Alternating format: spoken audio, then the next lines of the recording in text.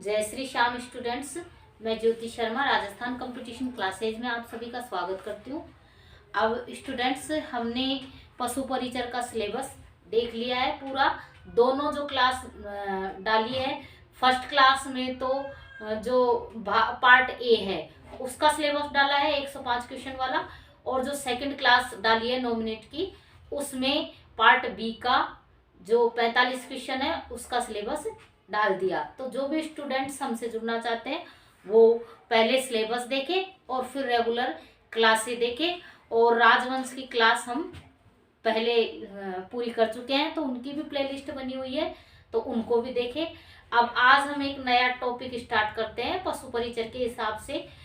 तो इस नए टॉपिक राजस्थान का इतिहास में जो नया टॉपिक है वो है राजस्थान के इतिहास के महत्वपूर्ण स्रोत। कि जो राजस्थान का इतिहास है उसके जानने के जो महत्वपूर्ण स्रोत है वो कौन कौन से स्रोत है, तो उसके बारे में आज हम अध्ययन करेंगे। अब हम रोज एक टॉपिक को लेते जाएंगे जिससे पशु परिचर का सिलेबस कंप्लीट हो सके एग्जाम होने से पहले। तो देखते हैं ऐतिहासिक स्रोत। ऐतिहासिक स्रोतों में देखिए पुरालेखीय स्रोत है, पुरातात्विक स्रोत है, साहित्यिक स्रोत है, स्थापत्य कला एवं चित्रकला, इतिहासकार, इन सबको शामिल किया गया। जैसे पुरालेखीय स्रोतों में होते हैं शिलालेख, सिक्के तथा ताम्रपत्र। जो पुराने शिलालेख होते हैं, सिक्के, ताम्रपत्र, इनको शामिल किया गया है। और जो पुरातात्विक स्रोत है, पुरालेखीय स्रोत फिर है पुरातात्विक स्रोत। तो पुरातात्विक स्रोतों के अंतर्गत मृदभांड, मृणमूर्तियां, हथियार, इन सबको शामिल किया गया है। जैसे कोई भी पुरानी हस्तियां हो, इनको शामिल किया गया है पुरातात्विक स्रोत के अंदर। और साहित्यिक स्रोत नेक्स्ट है साहित्यिक स्रोत। तो साहित्यिक स्रोत के अंतर्गत शामिल किया गया, जैसे कोई संस्कृत का साहित्य हो, राजस्थानी साहित्य हो, फारसी साहित्य हो, हिंदी साहित्य, और जो विदेशी यात्री यहाँ पर आए उनका विवरण। तो इन सब चीजों को मतलब साहित्यिक स्रोत के अंतर्गत इन सब चीजों को सम्मिलित किया गया है। और स्थापत्य कला में जैसे दुर्ग, महल, मंदिर, किले, बावड़ी, इन सबको स्थापत्य कला के अंतर्गत सम्मिलित किया गया है। और चित्रकला में जो चित्र होते हैं, पुराने समय में जो चित्र बनाए गए थे उनको सम्मिलित किया गया है। और जो इतिहासकार हुए हैं उन्होंने इतिहास लेखन का कार्य किया। जैसे कर्नल जेम्स टॉड बहुत ही प्रसिद्ध इतिहासकार हुए हैं, और सूर्यमल मिश्रण, श्यामल दास, और मुंशी देवी प्रसाद, गौरीशंकर, हीराचंद ओझा, ये सारे इतिहासकार, इनकी लेखन को भी पुरातात्विक स्रोत के अंतर्गत शामिल किया गया है। मतलब इनको भी इतिहास के महत्वपूर्ण स्रोत जानने, मतलब इतिहास को जानने के स्रोत के रूप में सम्मिलित किया गया है। जो ये लेखक होते हैं, इनके लेखों से भी हम इतिहास को जानते हैं। फिर हम स्टार्ट करते हैं शिलालेखों को। कौन कौन सा शिलालेख कब लिखा गया, वो कब स्थापित किया गया।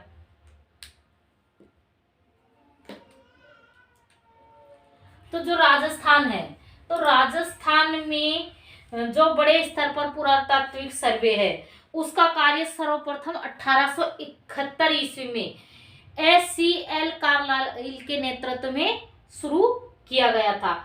और फिर ये जो शिलालेख, ये अभिलेख खोजे गए, तो उनमें देखते हैं। सर्वप्रथम स्टार्ट करते हैं बिजोलिया शिलालेख से। बिजोलिया शिलालेख, तो बिजोलिया शिलालेख की स्थापना कब हुई? 1170 ईस्वी में बिजोलिया शिलालेख की स्थापना हुई। और यह बिजोलिया शिलालेख कहाँ पर है? यह मिला भीलवाड़ा में। कहाँ पर मिला? भीलवाड़ा में। और इस बिजोलिया शिलालेख की भाषा संस्कृत है। कौन सी भाषा है? बिजोलिया शिलालेख की भाषा संस्कृत। और इसके जो रचयिता है वो गुणभद्र माने जाते हैं। सोमेश्वर चौहान के समय के जो सोमेश्वर चौहानों के शासक हुए थे, उनके समय के इतिहास का इसमें विवरण है। और उसमें इस शिलालेख में सांबर और अजमेर के चौहानों के इतिहास का वर्णन है। और इसमें जो बिजोलिया शिलालेख है इसमें चौहानों को वत्स गोत्रीय ब्राह्मण बताया गया है। फिर नेक्स्ट है चिरवा का शिलालेख। तो चिरवा का शिलालेख की स्थापना कब हुई? वर्ष 1273 ईस्वी में। कब स्थापित किया गया चिरवा का शिलालेख? वर्ष 1273 ईस्वी में। और यह कहां पर स्थापित किया गया? यह स्थापित किया गया चिरवा गांव उदयपुर। कहां पर स्थापित किया गया? चिरवा गांव उदयपुर। इस चिरवा के जो शिलालेख है इसमें बप्पा रावल से लेकर उन्हीं के वंशज समर सिंह तक के जितने भी राजा हुए इस वंश में, तो उनकी उपलब्धियों का इसमें क्या किया गया है? वर्णन किया गया है चिरवा के शिलालेख में। और यह कहां पर पाया गया? चिरवा गांव उदयपुर में। फिर नेक्स्ट है घोसुंडी हाथीवाड़ा शिलालेख। तो घोसुंडी शिलालेख की स्थापना कब हुई? तो इसकी स्थापना हुई थी 2री शताब्दी ईसा पूर्व में। कब हुई थी इसकी? 2री शताब्दी ईसा पूर्व में। और यह कहां पर स्थित था? तो यह स्थापित किया था घोसुंडी नगरी चित्तौड़गढ़ में। कहां पर स्थापित किया गया था? घोसुंडी नगरी चित्तौड़गढ़ में स्थापित किया गया। और यह अभिलेख वैष्णव धर्म से संबंधित है। कौन से धर्म से संबंधित है? वैष्णव धर्म से संबंधित है। जो भी स्टूडेंट्स इस क्लास को ले रहे हैं वो मेरे साथ साथ लिखते चले, या फिर बाद में मेरी क्लास को पॉज करके भी आप इसको अपने नोटबुक में लिख सकते हो, जिससे आपके लिए एक डेटा तैयार हो जाए और एग्जाम आए तो आप उसको आराम से अध्ययन कर सकते हो। यह अभिलेख ब्राह्मी लिपि में और संस्कृत भाषा में उत्कीर्ण है। भाषा कौन सी है इस घोसुंडी अभिलेख की? संस्कृत भाषा है और ब्राह्मी लिपि है, जिसमें संकर्षण एवं वासुदेव की पूजा का उल्लेख है। यह सर्वप्रथम D.R. भंडारकर द्वारा पढ़ा गया था। किसके द्वारा पढ़ा गया था? ये D.R. भंडारकर के द्वारा पढ़ा गया था। इसमें राजवंश के सर्वतात द्वारा अश्वमेध यज्ञ करने का वर्णन है। मतलब इस राजवंश में एक सर्वतात नामक राजा हुआ था और उसने अश्वमेध यज्ञ किया था, इसका वर्णन है घोसुंडी अभिलेख में। फिर नेक्स्ट है राज प्रशस्ति। इसकी स्थापना की गई थी 1676 ईस्वी में। राज प्रशस्ति को उत्कीर्ण करवाया गया था। और कहां पर करवाया गया था? राजसमंद झील की पाल पर। और इसके रचयिता कौन थे?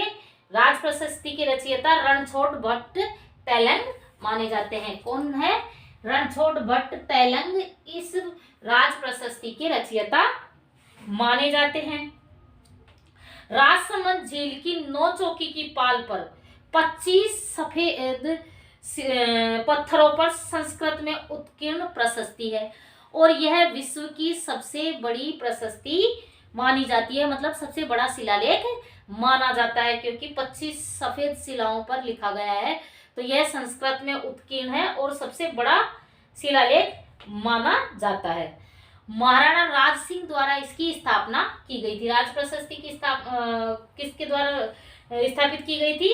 तो महाराणा राज सिंह द्वारा स्थापित की गई थी। और इसमें मेवाड़ के जो शासक थे महाराणा बप्पा रावल से लेकर राज सिंह तक के शासकों की वंशावली व उपलब्धियों का इसमें वर्णन किया गया है। फिर नेक्स्ट है रणकपुर प्रशस्ति। क्या है? रणकपुर प्रशस्ति। रणकपुर प्रशस्ति की स्थापना कब की गई? रणकपुर प्रशस्ति की स्थापना 1439 ईस्वी में की गई थी। और कहां पर की गई? यह रणकपुर पाली में की गई रणकपुर प्रशस्ति की स्थापना। और यह प्रशस्ति भी संस्कृत भाषा तथा नागरी लिपि में है। कौन सी लिपि में? संस्कृत भाषा। रणकपुर प्रशस्ति है, संस्कृत भाषा में लिखी हुई है और नागरी इसकी लिपि है। रणकपुर चौमुखा जैन मंदिरों में स्थापित, रणकपुर में जो चौमुखा जैन मंदिर है उसमें इसको स्थापित किया गया। इस प्रशस्ति में बप्पा रावल से लेकर राणा कुंभा तक का उल्लेख है रणकपुर प्रशस्ति में। इसका सूत्रधार प्रसिद्ध वास्तुकार देपाक को माना जाता है। रणकपुर प्रशस्ति का वास्तुकार कौन माना जाता है? देपाक को माना जाता है। फिर नेक्स्ट है घटियाला अभिलेख। घटियाला अभिलेख। घटियाला अभिलेख की स्थापना कब हुई? 861 ईस्वी में। कब हुई? 861 ईस्वी में घटियाला अभिलेख की स्थापना की गई। और ये घटियाला अभिलेख की स्थापना घटियाला जोधपुर में की गई। कहां पर की गई? घटियाला जोधपुर में। घटियाला में एक स्तंभ पर संस्कृत भाषा में इसको उत्कीर्ण किया गया। और इस शिलालेख में जो ये शिलालेख है इसके लेखक मग है और उत्कीर्णकर्ता कृष्णेश्वर थे। इसके लेखक कौन? मग और उत्कीर्णकर्ता कृष्णेश्वर थे। इसमें मंडोर जोधपुर के प्रतिहार शासक कैकुक का वर्णन है। मंडोर जोधपुर के जो प्रतिहार शासक थे कैकुक, इनका इसमें घटियाला अभिलेख में वर्णन है। नेक्स्ट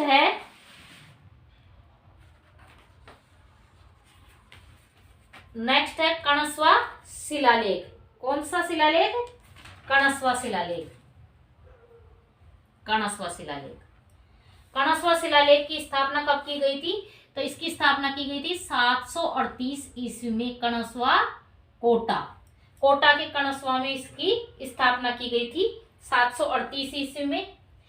कणसव गांव के शिवालय पर उत्कीर्ण, जो कोटा में कणसव गांव है वहां के शिवालय पर उत्कीर्ण इस लेख में धवल नामक मौर्य वंशी राजा का उल्लेख है। एक धवल नाम का मौर्य वंशी शासक था, उस राजा के नाम का इसमें उल्लेख है।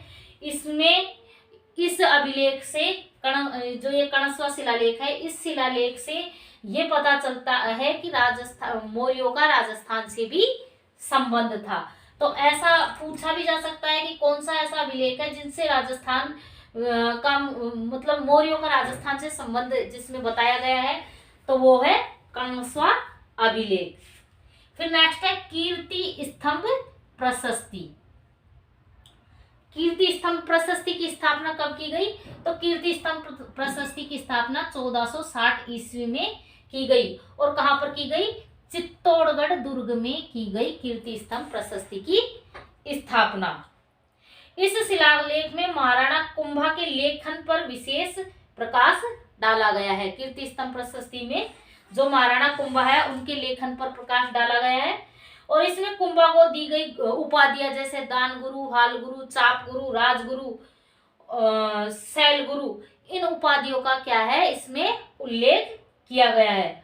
और इस कीर्ति स्तंभ प्रशस्ति के जो उत्कीर्णकर्ता है वह नापा, पुंजा, पोमा और जैता, इनको माना जाता है। फिर नेक्स्ट है श्रृंगी ऋषि शिलालेख। श्रृंगी ऋषि शिलालेख। श्रृंगी ऋषि शिलालेख की स्थापना कब हुई? की गई 1428 ईस्वी में श्रृंगी ऋषि शिलालेख की स्थापना की गई। और कहाँ की गई? एकलिंगजी उदयपुर में। एकलिंगजी का जो मंदिर है उदयपुर में, वहां पर इसकी स्थापना की गई। एकलिंगजी के पास संस्कृत में इसको मतलब इस अभिलेख को उत्कीर्ण किया गया। और इस लेख में महेश्वर, भीम, भोज और राजा मान का उल्लेख किया गया है। मतलब नहीं, एकलिंगजी के पास संस्कृत में उत्कीर्ण इस लेख में हम्मीर, क्षेत्र सिंह, लक्ष्य सिंह, मोकल आदि राजाओं का इसमें क्या किया गया है? उल्लेख किया गया है। ये मानमोरी शिलालेख। मानमोरी शिलालेख में इसकी स्थापना कब की गई? 8वीं सदी में चित्तौड़गढ़ में मानमोरी शिलालेख की स्थापना की गई 8वीं सदी में। और चित्तौड़ की जो मानसरोवर झील है इसके किनारे में इसको उत्कीर्ण किया गया। और इसके लेख में महेश्वर, भीम, भोज और राजा मान का इसमें उल्लेख किया गया। जबकि इसमें श्रृंगी ऋषि में किसका उल्लेख किया गया है? हम्मीर, क्षेत्र सिंह, भीम, हम्मीर, क्षेत्र सिंह, लक्ष्य सिंह और मोकल, इनका वर्णन इसमें किया गया है। फिर नेक्स्ट है किराड़ू शिलालेख। किराड़ू कहां पर स्थित है?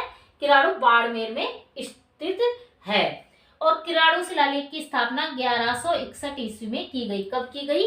1161 ईस्वी में किराड़ू बाड़मेर के अंतर्गत इसकी स्थापना की गई।